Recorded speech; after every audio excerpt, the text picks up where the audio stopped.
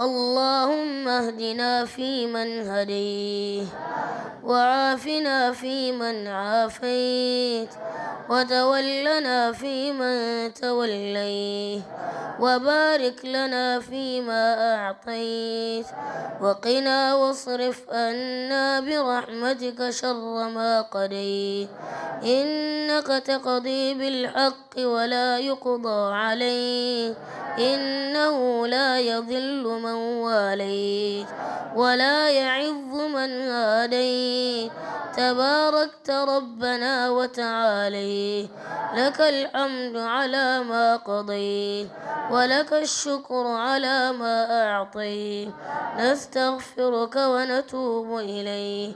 اللهم قسم لنا من خشيتك ما تحول به بيننا وبين معاصيك، ومن طاعتك ما تبلغنا به جنتك، ومن اليقين ما تهون به علينا مصائب الدنيا، ومتعنا اللهم بأسماعنا وأبصارنا وقواتنا أبدا ما بقيتنا، واجعله الوارث منا، واجعل ثأرنا على من ظلمنا، وانصرنا على من آدانا، وانصرنا على من آدانا، وانصرنا على من آدانا، ولا تجعل مصيبتنا في ديننا، ولا تجعل الدنيا أكبر همنا،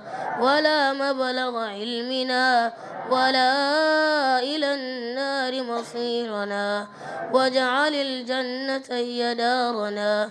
اللهم أهلنا شهر رمضان بالأمر والإيمان والسلامة والإسلام والتوفيق لما تحب وترضى يا أرحم الراحمين.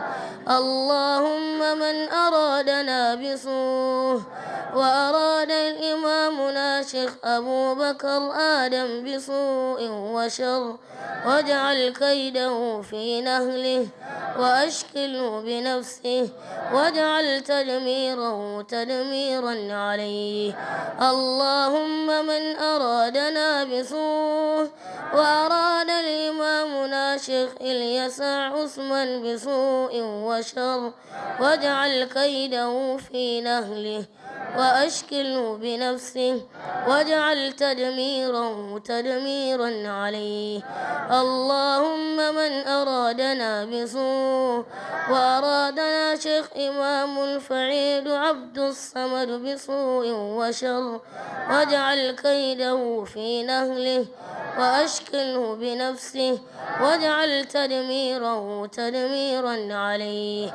اللهم من أرادنا بسوء وأرادنا شيخ إمام عبد الله بسوء وشر، واجعل كيده في نهله وأشكله بنفسه، واجعل تدميره تدميرا عليه.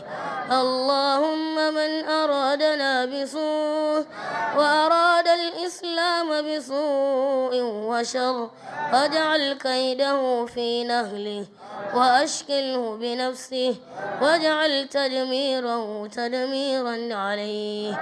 اللهم صل على محمد وعلى آل محمد كما صليت على آل إبراهيم وعلى آل إبراهيم إنك حميد مجيد، وبارك على محمد وعلى آل محمد كما باركت على آل إبراهيم إنك حميد مجيد.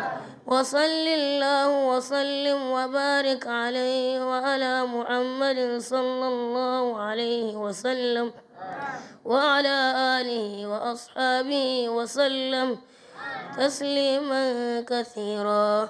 وآخر دعوانا عن الحمد لله رب العالمين.